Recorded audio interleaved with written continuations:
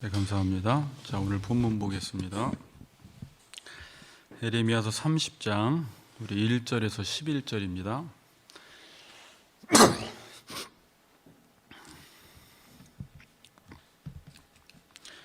예레미야 30장 1절에서 11절. 우리 한 절씩 큰 소리로 다 같이 교독하겠습니다. 여호와께로부터 말씀이 예레미야에게 임하여 이르시니라.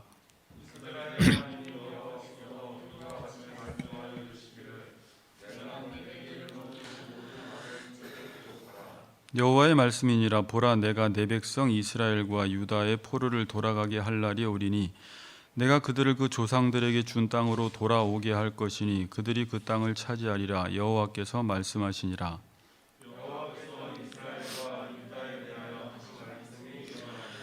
여호와께서 이와 같이 말씀하시되 우리가 무서워 떠는 자의 소리를 들으니 두려움이요 평안함이 아니로다.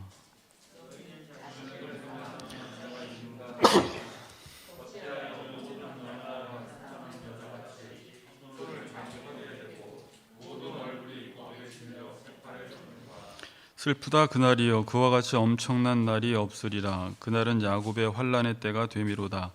그러나 그가 환난에서 구하여 냄을 얻으리로다.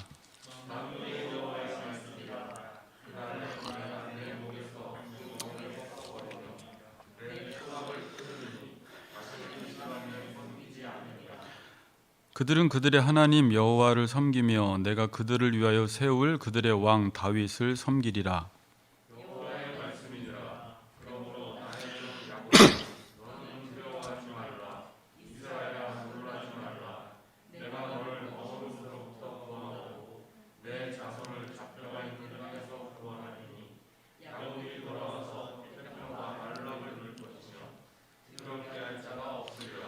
함께 읽겠습니다.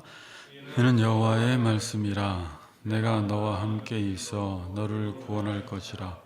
너를 흩었던 모든 이방을 내가 멸망시키리라. 그럴지라도 너만은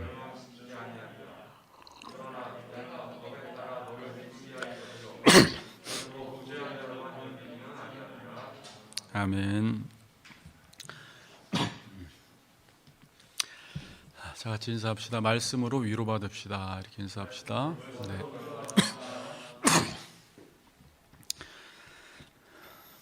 자, 오늘 제목은 하나님의 감추어진 사랑입니다. 저번에 한번 그 예레미야 구조를 말씀드릴 때 30장에서 33장은 위로의 책이라고 했는데 오늘 30장이 이제 위로의 책 첫 번째 장입니다. 자, 그동안 1장에서 29장의 내용은 이스라엘 백성들이 하나님의 말씀에 불순종하여서 우상 숭배하여서 음행하고 악행을 저질러서 적극적으로는 하나님의 공의를 행하지 않아서 그들이 이제 심판을 받게 된다는 내용을 29장까지 전했고, 이제 30장부터 33장까지는 신학자들이 흔히 이야기하기를 위로의 책이라고 이야기를 합니다. 위로의 책. 그래서 오늘은 하나님의 위로라는 것이 무엇인지 본문을 통해서 좀 살펴보는 시간을 갖도록 하겠습니다. 자, 우리가 읽었던 예레미야 30장, 오늘 1절에서 3절이 30장과 31장의 서론이에요. 그러니까 오늘 1절에서 3절 내용이 30장과 31장의 서론인데 1, 2절을 보니까 이제 메시지의 기원과 출처에 대해서 나와 있습니다. 그걸 한참 설명합니다. 그리고 그 핵심 내용은 3절 한 절에 담겨 있습니다. 그 핵심 내용이 무엇인가 보니까 포로로 잡혀간 유다 백성들이 그들의 조상들에게 준 땅으로 돌아간다라는 내용이에요. 이게 지금 30장, 31장의 서론이라는 것은 이게 지금 3절 내용이 핵심 내용이라는 거예요.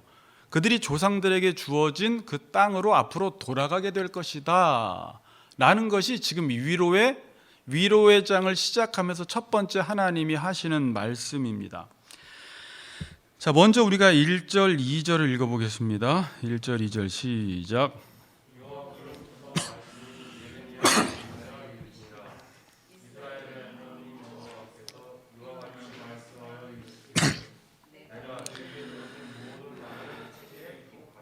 네, 1절, 2절에서 먼저 하시는 말씀이 뭐냐면 1절에 여호와께로부터 말씀이 에레미야에게 임하여 이르시되, 또 2절에도 보면 이스라엘의 하나님 여호와께서 이와 같이 말씀하여, 이렇게 말해요. 그래서 1절에 보면 여호와께로부터 말씀이 에레미야에게 임했다라는 것은 지금 이 말씀은 하나님의 말씀, 이 계시의 출처가 여호와께로부터 발생되었다라는 걸 강조하고 있는데요. 이것뿐만이 아니라 여러분들이 집에 가서 다시 꼼꼼하게 읽어보시면 1절에도 이렇게 나와 있고요, 2절에도 이스라엘 하나님 여호와께서 이와 같이 말씀하여 이르시기를, 3절도 여호와의 말씀이니라, 또 하반절에도 여호와께서 말씀하시니라, 4절도 여호와께서 이스라엘과 유다에 대하여 하신 말씀이 이러하니라, 5절도 여호와께서 이와 같이 말씀하시되, 8절, 10절, 11절, 11절 계속 나와요. 이렇게 나온 본문이 없어요. 왜 지금 이렇게 말씀하고 계시죠? 지금 29장까지 하나님의 말씀 아닌 것을 하나님의 말씀으로 전하는 거짓 선지자들이 너무나 많았어요.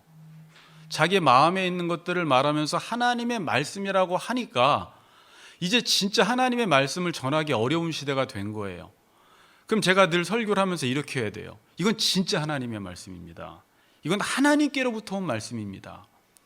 그렇게 하지 않으면, 그러니까 마치 그 늑대 소년과 똑같아요. 하도 거짓말이 많으니까 이게 진짜 그러니까 좋은 시대가 아니에요, 지금은. 그래서 이렇게 지금 이게 여호와의 말씀이다, 이 말씀은 하나님으로부터 나온 말씀이다라는 사실을 지금 계속 강조하고 있는 것입니다. 그때 시대나 지금 시대나, 그러니까 선지자가 말한다고 다 하나님 말씀이 아니에요. 성경 펴놓는다고, 두루마리 펴놓는다고 다 하나님의 말씀이 아니라는 것입니다.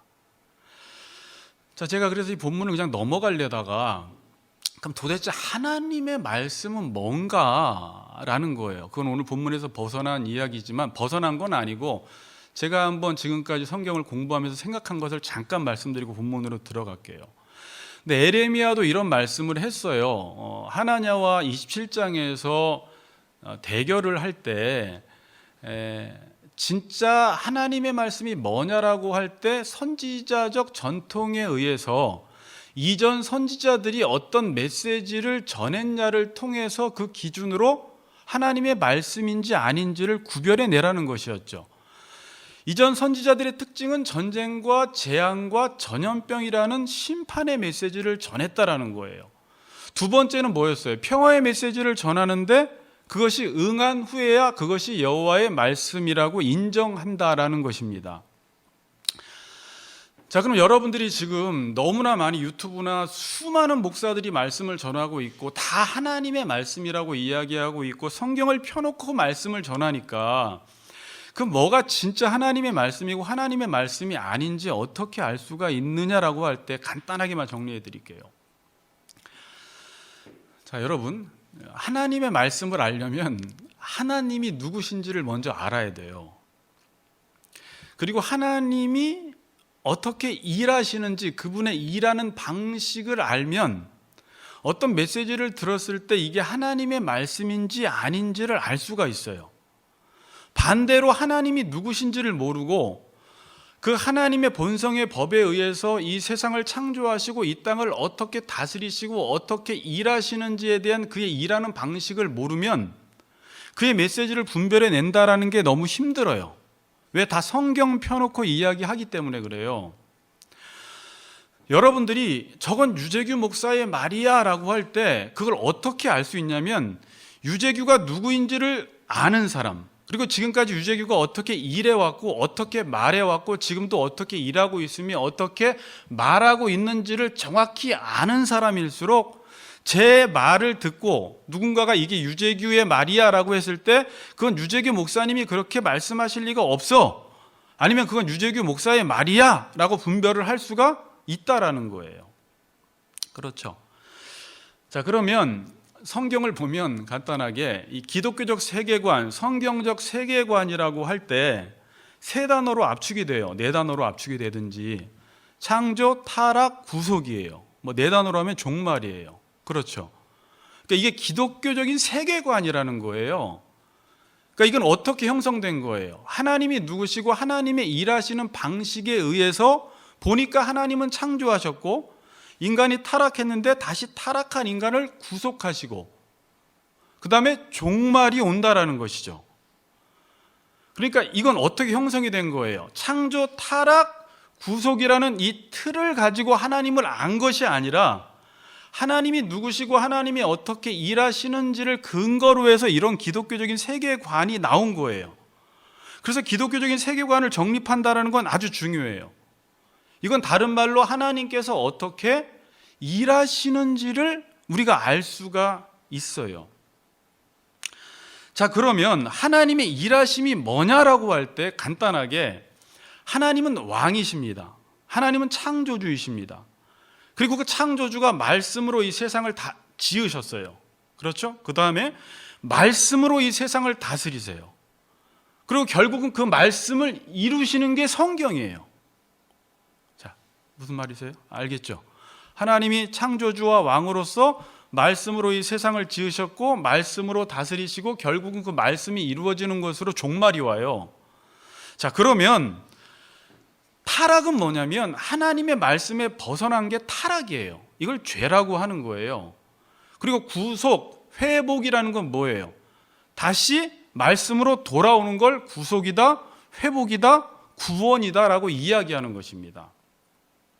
자, 그럼 여러분들이 하나님의 말씀을 들을 때 하나님이 이 세상을 창조하셨는데 인간이 말씀에 불순종하여 타락했고 결국 하나님이 그 타락한 인간을 다시 예수님을 통해서 구원하신다라는 그러한 구조 속에서 하나님이 일하시는 그 방식 안에서 하나님의 말씀을 들어야 되는 거예요. 모든 성경의 단어나 개념들은 이런 하나님의 일하심 속에서 개념 정리가 된 거예요. 그래서 지금 여러분 이렇게 우리가 신앙생활을 하다 보면 어떤 교회들마다 특징적인 교회들이 있어요. 뭐 구원을 강조한다든지 뭐 성령을 강조한다든지 그러니까 예수를 강조한다든지 십자가를 강조한다든지 신유를 강조한다든지 근데 이 모든 단어들은 다 성경에 나온 말들이에요. 그런데 이 모든 말들이 아까 그 하나님의 일하시는 그 방식 속에서 이해하지 않으면 이 개념이 왜곡돼 버려요. 자, 무슨 말인지 아시겠죠? 그래서 구원만 강조할 때 구원파가 등장을 하는 거예요. 십자가만 강조해도 잘못 나갈 수가 있어요. 신유를 강조하는데 잘못 빠질 수가 있어요. 성령을 강조하는데 이러한 틀 속에서 성령을 이해하지 않으면 성령을 그냥 하나의 심미적인 힘으로 보는 거예요.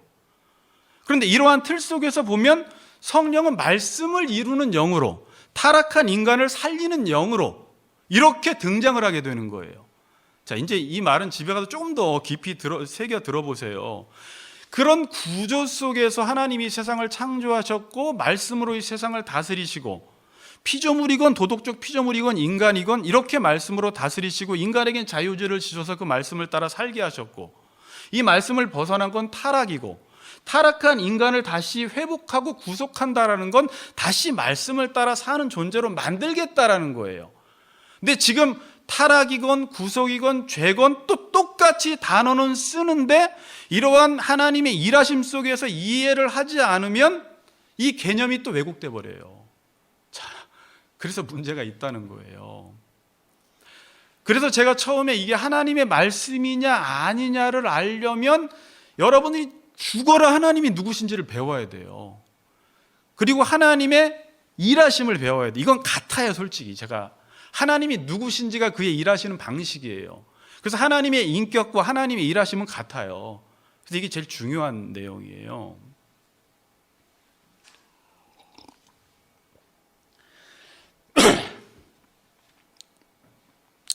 성경의 전체 내용은 타락한 인간을 회복시키는 내용입니다.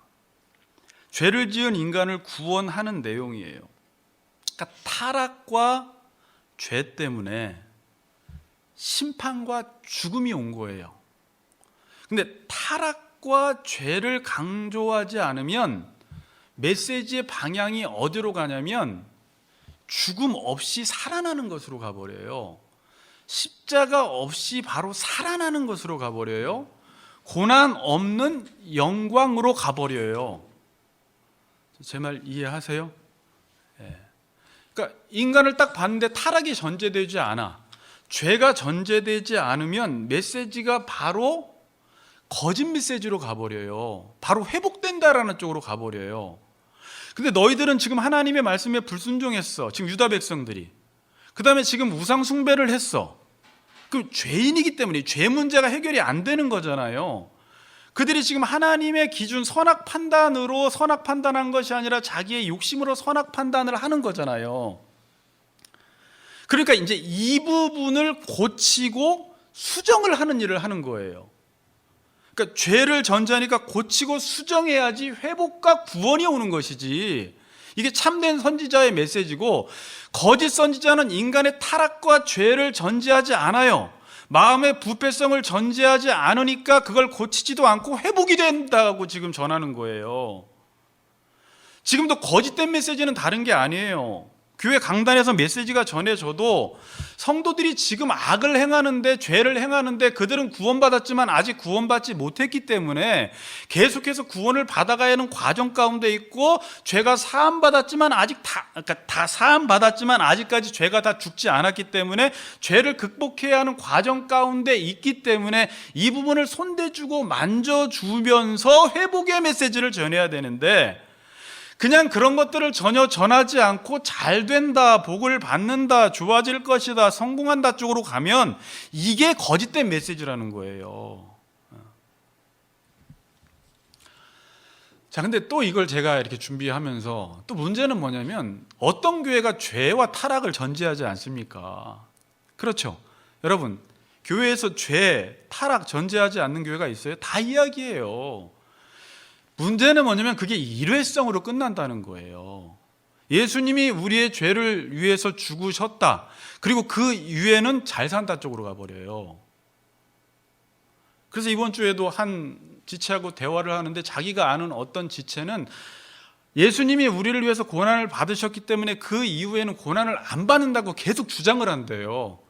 그래서 야, 너 고난 받잖아 그랬더니 아니야, 이건 고난이 아니라는 거예요. 우기는 거예요.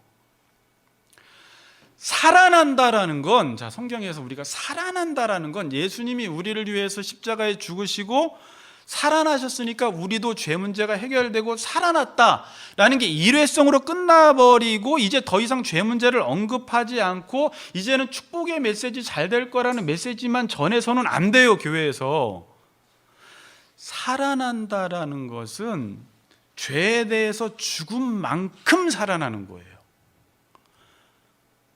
이해되시죠? 그러니까 여러분들이 지금 어떤 사람이 더 살아났냐면, 내가 내 죄에 대해서 죽은 만큼, 다시 이야기하면 하나님을 알아간 만큼 살아나요. 하나님을 알아간 만큼 하나님의 뜻에 대해서는 살고, 자기 뜻에 대해서는 죽어서 하나님의 뜻에 대해서 살아난 사람이 돼버리는 거예요. 이건 집에 가서 한 번 더 들어보세요. 근데 지금 거짓 메시지는 뭐냐면, 예수님이 우리를 위해 죽으셨다가 살아났기 때문에 이제 우리는 잘 될 거라는 거예요.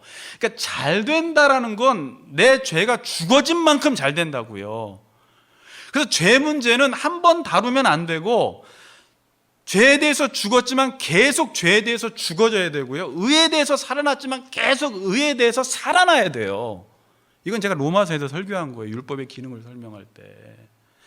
이렇게 해서 한 인격체가 변화되는 것인데, 지금 교회에서 왜 성화가 되지 않느냐, 이렇게 지금 이런 논리로 나가지 않기 때문에 그래요. 한 번 구원받았으면 끝이지. 아니에요. 이미 구원받았지만 계속 구원받아가야 돼요. 이해되시죠? 그러니까 이 죄와 타락이 간과되니까 처방전이 엉뚱한 방향으로 가는 것입니다. 한 인간을 딱 보는데 죄가 간과돼 버리니까 처방전을 내리는데 낫질 않는 거예요. 어떤 인간이 있는데 암이야. 근데 그게 간과돼 버렸어.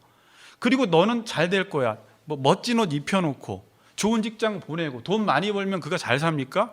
그 병은 계속 커서 상태가 더 악화돼 버린다라는 거예요. 그게 지금 이 시대의 문제라는 거예요. 지금 이 세상은 인간을 자아숭배하고 있어요. 심리학이건 교육학이건 그냥 인간의 그 죄 문제를 다루지 않아요. 그리고 나서 어떤 이론 체계를 세워요. 어떤 대안을 제시해요. 대안을 제시하면, 자, 졸면 안 돼요. 자, 앉아. 대안을 제시하면 그렇게 한다고 낫질 않아요. 그러니까 모든 학문의 문제가 뭐예요? 인간을 다루는데 인간에 대한 전제부터 잘못된 거예요. 인간 이해가 안 돼 있는 거예요. 죄 문제를 다루지 않으면 어느 정도 세상 학문으로도 개선되고 좋아질 수는 있지만 근본적인 치료가 안 된다는 거예요. 그래서 이 세상이 지금 인간을 치료를 못해요. 뭘 많이 행하는데 증상은 악화돼 가는 거예요. 근데 문제는 뭘까 이래요. 그러니까 지금 이 세상은 뭘 잘할까를 생각하면 안 되고 인간의 문제가 뭔지에 대한 원인 분석이 돼야지 그 원인에 의해서 처방전이 나오는데 이게 인간 세상 안에서 하나님의 지혜로 가르쳐주지 않으면 그게 불가능하다는 것입니다. 자, 12절 보세요. 오늘 본문 읽질 않았는데 12, 13절 한번 보세요. 같이 한번 읽어보겠습니다. 시작. 여호와께서 이와 같이 말씀하시니라. 내 상처는 고칠 수 없고 내 부상은 중하도다. 내 송사를 처리할 재판관이 없고 내 상처에는 약도 없고 처방도 없도다. 이 말이 그 말이에요. 네 상처는 지금 고칠 수 없고 내 부상은 중한데 이 송사를 처리할 재판관도 없고 내 상처에는 약도 없고 처방도 없다는 거예요. 그럼 전혀 못 고친단 말이 아니에요. 이걸 고칠 수 있는 분은 유일하신 하나님밖에 없다라는 거예요. 죄 문제를 고칠 수 있는 분은. 근데 너희들은 너희들의 그 죄 문제를 하나님 앞에 가지고 나가지 않고 너희들 스스로 문제를 해결해 보려고 하는데 그건 고칠 수 없다라는 거예요, 지금. 자, 지금 인간을 다루는 사람들이 인간이 어디가 아픈지 모르니까 인간을 회복을 못 시키는 거예요. 그게 지금 이 시대가 하는 일들이에요. 인간 회복이 안 돼요. 그러면 어디라도 인간을 고쳐야 돼요. 교회라도. 교회는 인간을 고칠 수 있는 유일한 곳이에요. 예수가 머리이기 때문에, 그분이 구원자이기 때문에. 근데 교회에서마저도 인간의 죄 문제를 다뤄주지 않고 그들의 상처를 싸매고 고쳐주고 치료하지 않으면 인간은 회복될 곳이 없는 거예요.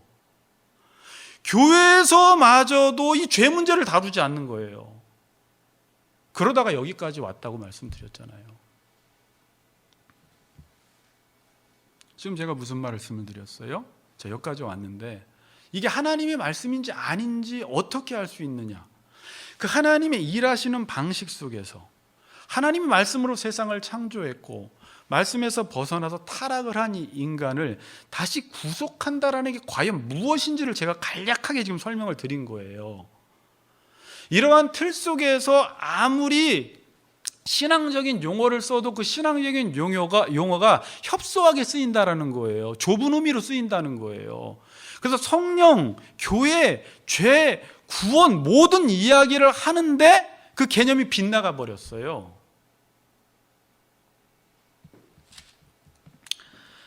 그리고 2절 봅시다. 자, 30장 2절을 한번 읽어보겠습니다. 30장 2절 시작.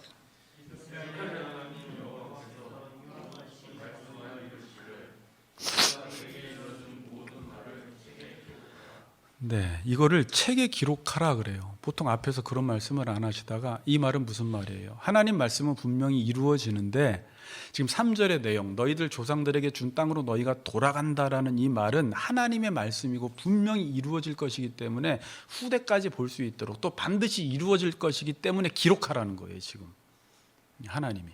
이건 여호와께로부터 나온 말씀이고 내가 반드시 이룰 말씀이기 때문에 기록하라는 거예요. 원래 고대 시대에는 구전되는 게 전통이었는데 기록하라고 지금 이야기를 합니다. 그리고 나온 내용이 3절, 오늘 제일 중요한 말씀이에요. 3절 같이 한 번 더 읽어보겠습니다. 시작.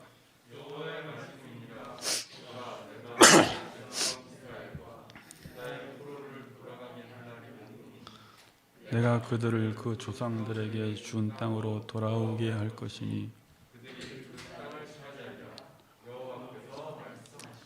네. 자, 이 말은 갑자기 하나님이 하시는 말씀이 아니에요. 바벨론에서 이들이 너무 힘들게 사니까 거짓 선지자들처럼 그냥 너희들 힘들지 이제 곧 돌아갈 거야 그렇게 말하는 게 아니에요. 이 메시지는 언제 준 메시지예요? 지금 갑자기 주는 메시지가 아니라 아브라함에게 준 메시지잖아요. 인간이 타락했잖아요. 죄를 지었잖아요. 노아 홍수가 임했잖아요. 그리고 하나님이 이들이 타락해가는 이들을 구원하시기 위해서 아브라함을 부르셨잖아요. 그리고 하나님이 아브라함을 백성 삼아주시고 그에게 하셨던 약속이 뭐예요? 땅을 주신다는 약속을 한 거예요. 그 하나님은 언약대로 일을 하시는 거예요, 지금도. 그런데 이들이 불순종함으로 지금 바벨론에 붙들려 갔는데, 바벨론에 붙들려 갔다가 다시 돌아간다라는 건 무슨 의미예요? 다시 너희들이 순종할 수 있도록 고치고 하나님께서 돌아보셔서 치료하셔서 다시 그 땅으로 돌려보낸다는 거예요. 자, 그럼 조상들에게 주었던 땅으로 돌아가면 뭐가 좋아요, 여러분? 그냥 본국으로 돌아가니까 귀환하니까 내 고향 찾아서 가니까 단순히 좋은 게 아니라 하나님이 땅을 주셨다라는 건 뭐였어요? 하나님이 그 땅을 왜 주셨어요? 하나님이 통치하신다라는 거예요. 하나님이 통치하시고 다시 너희들에게 아버지 노릇 해주시겠다라는 거예요. 너희들은 다시 자녀가 된다는 거예요. 자, 지금 30장부터 33장까지는 이 내용만 말합니다. 나는 너희 하나님이 되고 너희는 내 백성이 되는 이 언약관계 회복을 말하는 거예요. 그러니까 그 땅으로 돌아간다. 조상들에게 준 땅으로 돌아간다. 이게 왜 회복이에요? 거짓 선지자들은 돌아간다라고 해도 그러한 의미에서 돌아간다라는 의미를 쓰는 게 아니에요. 근데 하나님이 돌아간다고 했을 때는 너희들은 그 땅에서 다시 내가 이 땅을 통치하고 너희들은 그 통치를 받아서 하나님의 말씀의 복을 누리는, 나는 하나님이 되고 너희는 백성이 되는 그 관계가 회복이 된다라는 의미로 돌아간다라고 지금 말을 하는 것입니다. 자, 여러분, 노래하는 사람들이, 연주하는 사람들이 가장 큰 특권과 영광이 뭘까요? 노래하는 사람들이 뭐를 제일 힘들어해요? 무대에 못 서면 힘들어해요. 큰 무대에 설수록 좋아해요. 그게 영광이에요. 연주하는 사람들도 뭐 세종문화회관이나 예술의 전당에 서는 게 영광이에요. 하나님의 백성에게 있어서 최고의 영광은 뭘까요? 특권은 뭘까요? 근데 이걸 잘 몰라요. 하나님의 말씀을 따라 사는 거예요. 잘 들으세요. 그러니까 하나님 백성에 대해서 좋은 게 뭐지? 하나님 말씀을 따라 사는 게 하나님 백성에게 있어서 가장 큰 특권이고 영광이라는 거예요. 다른 게 아니에요. 이걸 제가 좀 다른 표현으로 하면, 연주 노래 나왔으니까 하나님의 말씀을 연주하는 거, 그러니까 하나님의 말씀이라는 곡을 노래하는 것이 어디서? 무대가 어디예요?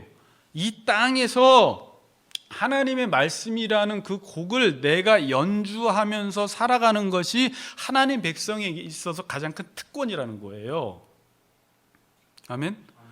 그럼 여러분들에게 지금 생명도 주셨고 물질도 주셨고 가정도 주셨고 재능도 주셨고 시간도 주신 이유는 뭐예요? 그 하나님의 말씀이라는 곡을 노래하라고, 연주하라고 모든 것들을 다 주신 거예요. 이걸 성경에서 뭐라고 하나 보니까 장자의 특권이라고 이야기해요. 장자들만이 누릴 수 있는 특권이라고 이야기해요. 자, 장자들의 특권이 뭐냐면, 이게 이제 출애굽기식으로 하면 제사장적 나라라고 이야기하잖아요. 너희들이 그 하나님의 말씀을 받아서 그 말씀으로 온 세상을 축복하는 삶을 살아가는 거예요. 그 말씀으로 온 세상을 축복하고 그들을 위해서 기도하는 이 제사장적인 삶을 살아가는 거예요. 이게 장자의 특권이에요. 자, 근데 에서는 어땠어요? 팥죽 한 그릇에 장자를 팔아버렸죠. 장자권을. 그러니까 자기의 먹고 사는 문제 때문에 하나님의 말씀을 연주하는 것을 경홀히 여겨버린 거예요. 심각한 문제예요, 이게. 너희들 이 땅에서 하나님 말씀이라는 것을 연주하라고 하나님이 너희들을 이 땅에 세웠는데, 그걸 위해서 결혼도 시켜줬고 가정도 줬고 자녀도 줬고 돈도 벌고 지금 모든 걸 다 하는 건데, 결국 이 하나님 백성의 특권을 버려버리고 먹고 사는 그 팥죽 한 그릇의 이 장자권을 팔아버린, 경홀히 여겼다 그래요. 히브리서에 가볍게 여겨버린 거예요. 자, 그런데 이 에돔 족속이 훗날 어떻게 살았을까요? 에서의 후손들이. 말라기서 1장 4절에 보니까 이 말씀은 안 줬어요. 그들이, 자, 한번 읽어봅시다. 말라기서 빨리 찾아보세요.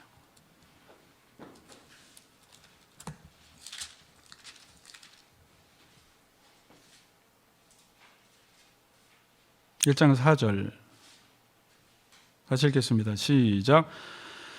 에돔은 말하기를 우리가 무너뜨림을 당하였으나 황폐된 곳을 다시 쌓으리라 하거니와 나 만군의 여호와는 이르노라. 그들은 쌓을지라도 나는 헐리라.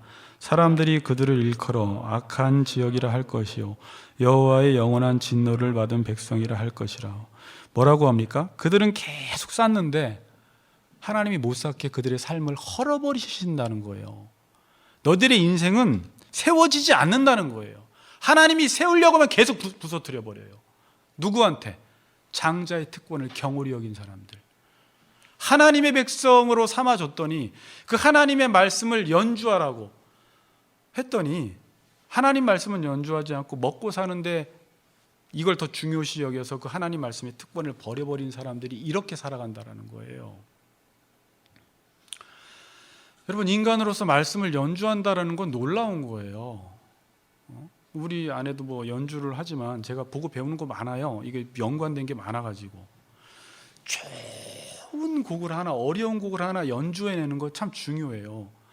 그러면 본인이 그 곡을 맛보게 되고요, 그 다음에 그 좋은 곡을 자기가 열심히 연습해서 연주를 하면 연주를 못하는 사람들도 이 곡을 맛보게 돼버리는 거예요.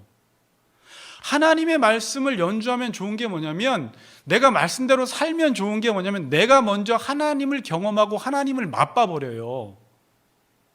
그리고 내가 그 말씀대로 살아가면, 그러니까 물론 살아가려면 곡 하나를 연주하려면 엄청난 레슨을 해야 되듯이 경건에 이르기를 연습해서 내 지정의에 그 말씀을 담아서 내 삶으로 살아내면 나를 통해서 하나님을 모르던 수많은 사람들이 이 곡을 듣게 돼버리는 거예요.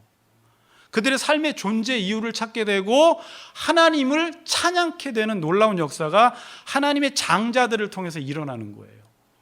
자, 이것처럼 영광스러운 일이 어디 있어요? 그래서 하나님이 이들에게 다시 조상들에게 준 땅으로 돌아가게 한다라는 말은 이 장자들의 특권을 회복시켜 준다라는 말입니다.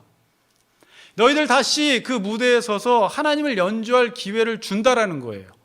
믿음으로 다시 한번 살아볼 수 있는 기회를 주는 거예요. 그 땅으로 돌려보내는 것은. 그럼 그 땅에 돌아가서 그냥 좋아할 게 아니라 하나님이 우리를 다시 믿음으로 살 수 있는 기회를 주었구나. 이게 놀라운 특권이거든요. 다시 하나님 노릇해 주시고 하나님의 자녀로 살 수 있는 기회를 주신 것입니다. 성경에서는 이것을 위로라고 하는 거예요. 이게 위로예요. 이게 위로의 서론인데. 자, 두 번째로 살펴볼 것은 에레미야가 하나님의 진노와 심판의 메시지를 전할 때 거짓 선지자들도 나타나서 위로의 메시지를 전했습니다. 그럼 에레미야가 전하는 위로, 그러니까 하나님의 위로와 거짓 선지자들의 위로, 일반 위로의 차이점이 뭐냐라는 거예요. 그걸 오늘 본문에서 설명을 합니다. 10절, 11절입니다. 천천히 읽어보겠습니다. 천천히 시작.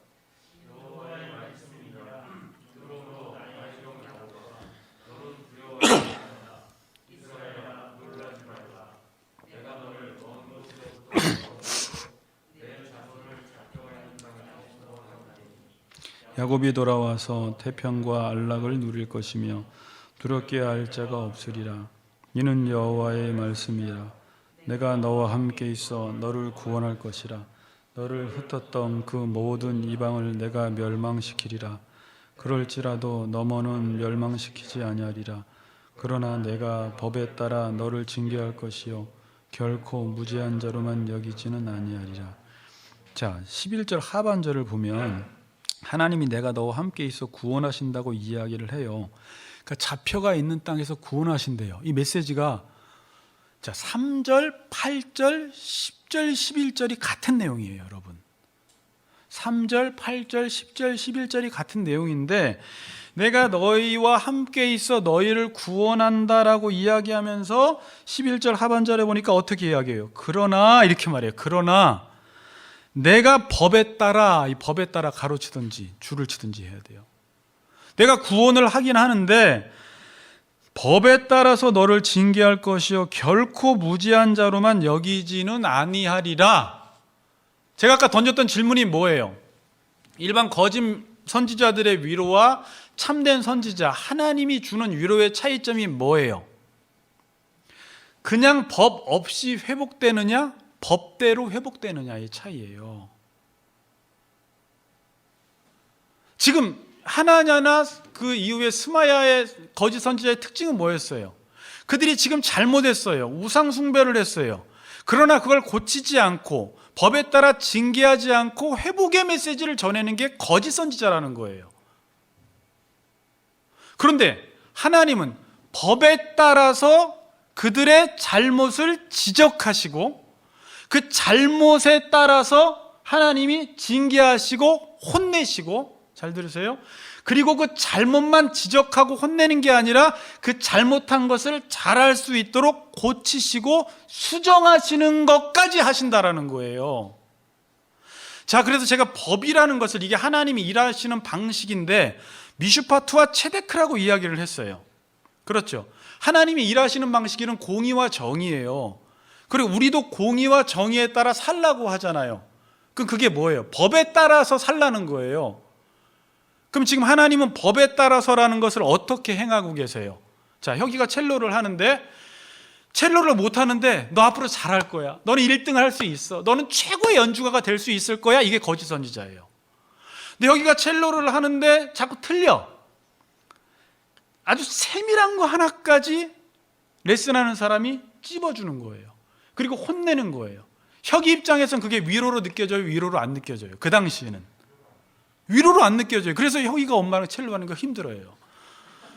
왜? 위로가 아닌 것 같아. 이걸 지적을 한단 말이에요. 저도 여러분들의 삶을 지적해주면 위로로 안 느껴져요. 왜 저 사람은 맨날 우리를 지적을 해? 지적만 해주는 게 아니라 그러면 그 작곡자가 그 작곡한 원곡대로 잘 연주할 수 있도록 계속 수정시켜주고 고쳐주는 일을 한다라는 말입니다. 그래서 이제는 연주를 온전히 할 수 있도록 하는 데까지 법에 따라라는 거예요. 그래서 미슈파트는 하나님의 판결 기준이라고 제가 이야기를 했어요. 옳고 그른지 판결만 할 게 아니라 체데크는 회복적 정의라고 이야기를 했어요. 그 법대로 살아갈 수 있도록 고쳐주는 거예요. 이 고쳐주는 일을 하지 않으면 법에 따라가 아니에요. 자, 하나님이 이런 분이세요. 그래서 이스라엘 백성들의 삶 속에 이런 일들이 발생하는 거예요. 잘못 살았으면 그 잘못에 의한 심판으로 바벨론 땅에 가고, 바벨론 70년 동안 7이라는 숫자는 완전 숫자였죠. 하나님이 여기서 하나님의 뜻을 완전히 이루어 이들을 돌보셔, 이들의 계수해, 이들을 치료해, 이들을 고쳐 다시 돌려보내서 다시 하나님과 하나님 백성 사이의 관계가 회복되게 만든다는 거예요. 되게 중요한 말이에요. 자, 오늘 이 메시지만 들어도 성경의 전체 흐름이 어떤지를 알 수가 있어요. 그러니까 차이가 뭐라고요?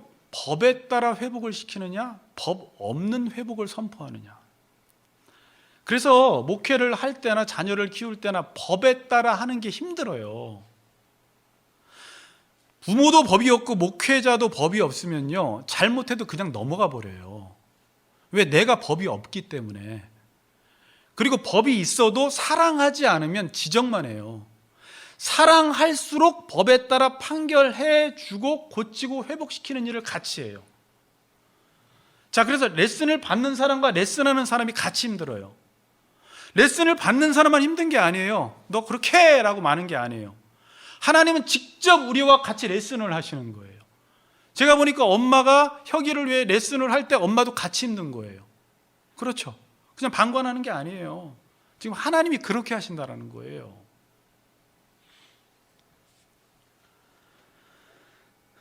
그래서 진정한 회복이 일어나기 위해서는 고치고 바로잡는 과정이 있어야 합니다.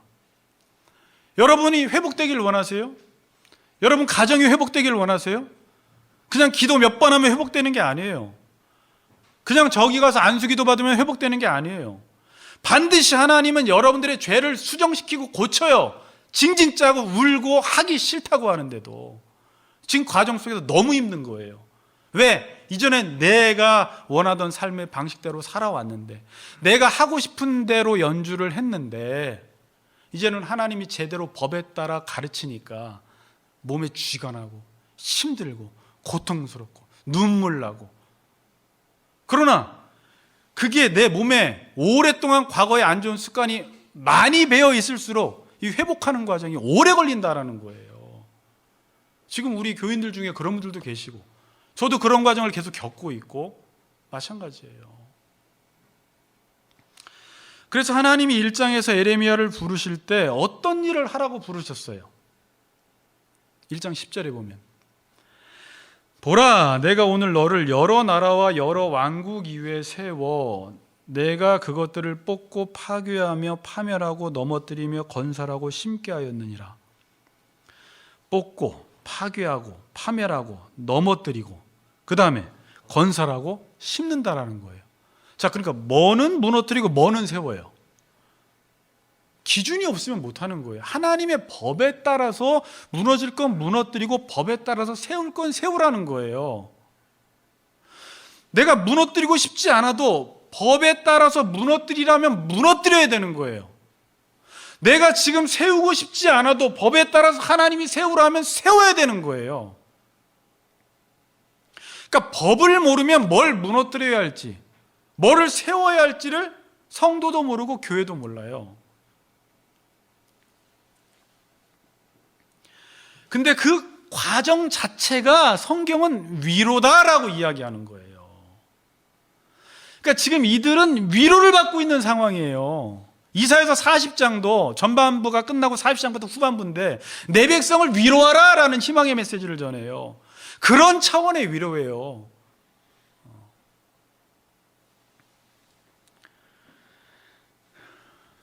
법대로 하는 것.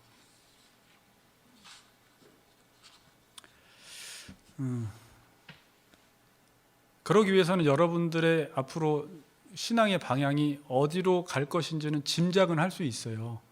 하나님이 이 법대로 하지 않는 나, 잘못 세워진 나를 다 무너뜨리시겠구나, 그리고 다시 하나님의 말씀대로 다시 세우시겠구나라는 걸 알 수가 있어요.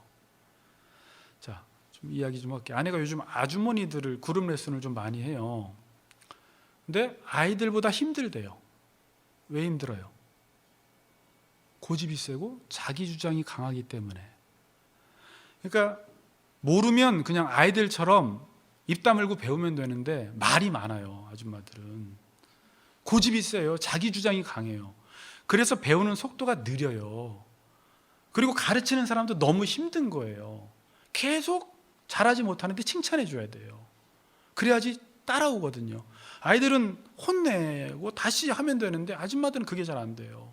나이는 들어서 반말도 못하고 혼내지도 못하고. 교인들도 마찬가지예요. 어린아이 때 신앙이 들어가면 무너질 게 별로 없어요. 바로 세우면 돼요. 근데 청년 시절 지나고 30대, 40대, 50대, 60대까지 잘못 살았어. 법대로 살지 않았어. 자기가 법으로 살아갔어. 자기 소견에 오른 대로 살아간 사람들을 다시 말씀으로 가르치려고 할 때 무너뜨리는 데만 제가 보니까 3, 4년, 5년 걸리는 것 같아요. 지금도 아직 안 무너진 사람 많고. 그리고 다시 세우는 것도 오래 걸려요. 자꾸 예전 걸 이야기해요. 자기 생각을 이야기해요. 하나님은 지금 노래를 하면서도 체계적으로 하지 않는 이 사람들을 법대로 노래를 가르치겠다는 거예요. 그래서 그리스도인들의 삶이 고단한 거예요. 힘들어요. 근데 이 자체가 위로라는 것입니다. 법에 따라서 레슨 받은 사람과 그냥 연주하는 사람은 실력 차이가 확 벌어져요. 여러분, 음악을 하는 사람은 법은 뭘까요? 작곡가가 작곡한 대로 연주를 하는 거예요. 그러면 우리는 법에 따라서 하나님이 작곡한 대로, 보시기에 좋았더라라고 작곡한 대로 그 말씀을 연주를 해야 돼요. 그러니까 제가 보니까 어떤 위대한 어떤 곡보다 하나님의 말씀처럼 영광스럽고 위대한 곡은 없어요. 그리고 그 어떤 곡보다 이 곡은 아주 질서 있게 하나님이 선하게 창조하셨기 때문에 이 하나님의 말씀을 연주하기 위해서는 엄청난 연습을 해야 돼요. 경건에 이르기를 연습하라 그랬는데, 제가 그래서 이렇게 생각을 하다 보니까 제가 요즘 노래에 좀 빠져 있어요. 아내도 알아요. 노래만 들어요, 그냥. 그러니까 누군가가 노래를 잘하면 그걸 계속 들어요. 왜 좋은가 보니까 그 어떤 하나님이 지은 질서에 근접하게 완벽한 노래일수록 마음이 뭔가 좋아요. 기뻐요. 희열에 빠져요. 아직 클래식을 들을 귀는 안 되기 때문에 클래식은 잘 못 듣지만 일반적으로 노래를 잘하는 사람들의 노래를 듣고 마음이 너무 좋아지는 거예요. 하나님의 질서에 근접해 버리니까. 자, 그런데 요즘 우리 교회 다니는 권사님도 그러시고 많은 권사님들이 하나님 말씀에는 은혜를 잘 못 받다가도 이명웅 노래에 은혜를 엄청 받아버려요. 너무 좋아해요. 막 힐링이 된대요. 이 코로나 기간 동안에 이 미스터 트롯이 없었다면 힘들었을 거래요. 그래서 매일 들어요. 그럼 제가 왜 저 트롯에 은혜를 저렇게 받을까? 말씀의 은혜를 잘 못 받아도. 비록 이건 트롯이지만 완벽하게 연주를 해내기 때문에 그래요. 노래를 연습을 통해서. 그러니까 듣기가 좋은 거예요. 그런데 우리가 가지고 있는 곡은 너무 웅장한 곡인데 연습을 하나도 안 해.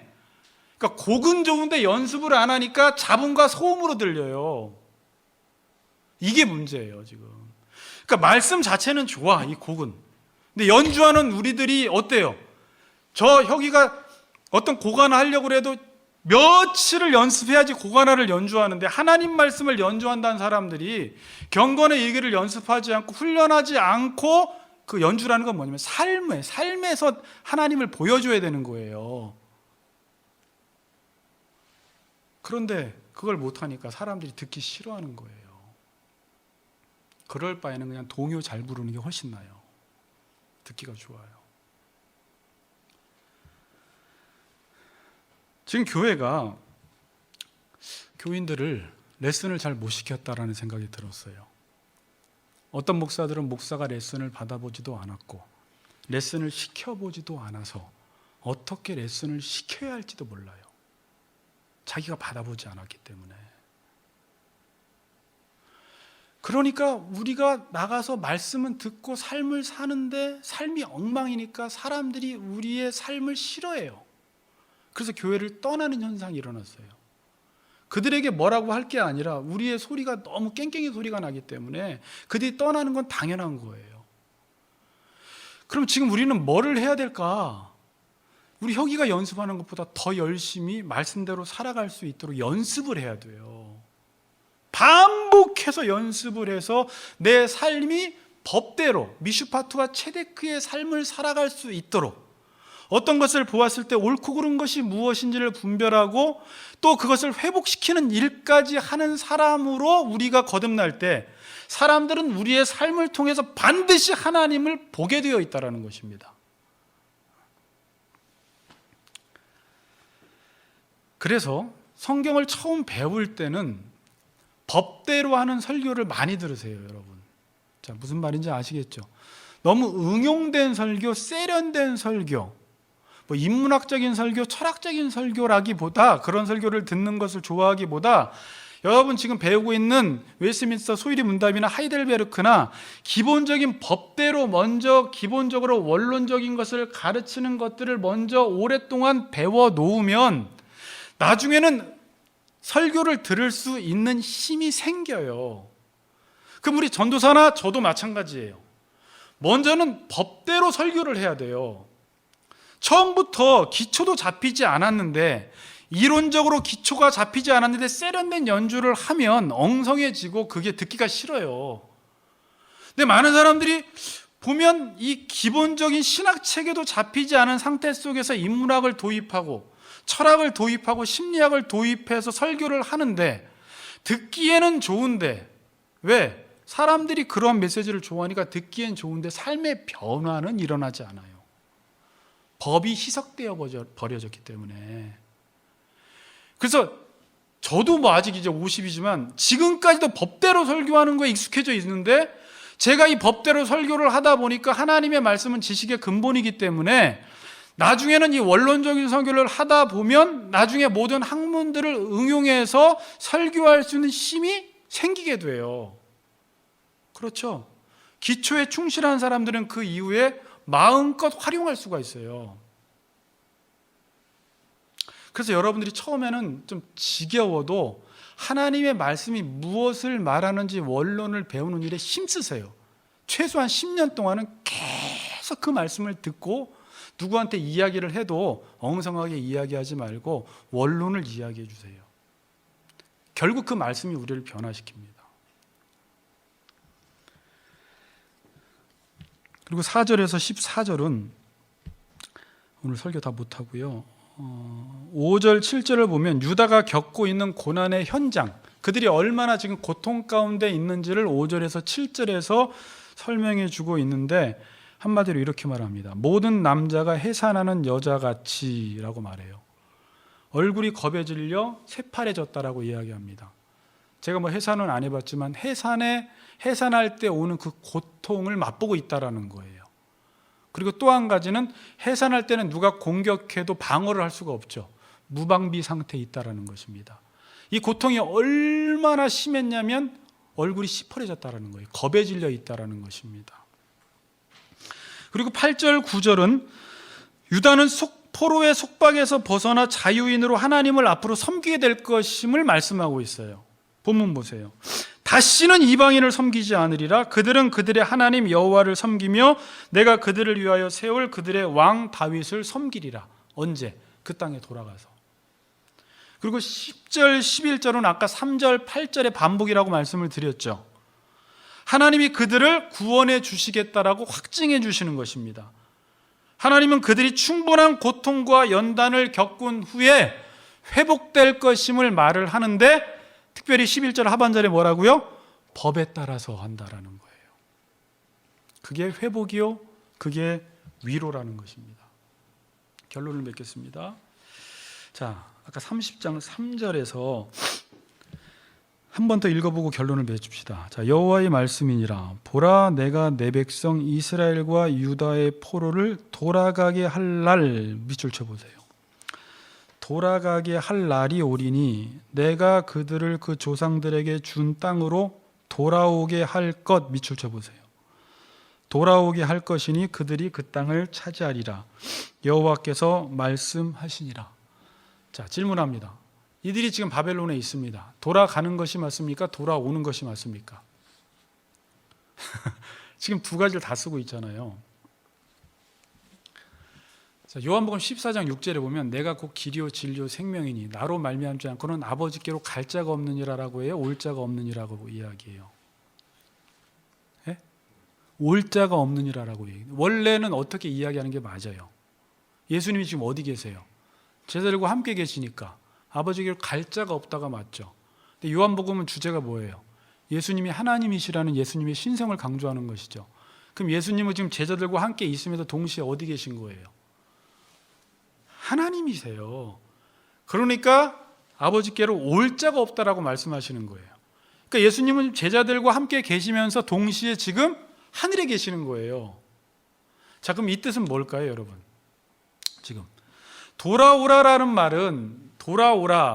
말은 하나님은 지금 바벨론에 계시지 않고 지금 너희들만 바벨론 땅에 포로로 보내버리고 하나님은 예루살렘에 남아있다라는 느낌을 주죠. 근데 돌아가게 한다라는 건 뭐예요? 하나님도 너희들이 바벨론 포로에 붙들려 갔을 때 그 자리에 함께 하셨다라는 말씀이에요. 그래서 11절 말씀에 내가 너희들을 구원하는데 너희와 함께 있다고 이야기를 해요. 이게 엄청난 위로가 되는 말씀이에요, 여러분. 일반적으로 세상에서 어떤 재판관은 우리의 잘못에 대해서 판결을 내리고 그들을 그냥 감옥에 보내면 그가 할 일을 다 한 거예요. 그렇죠.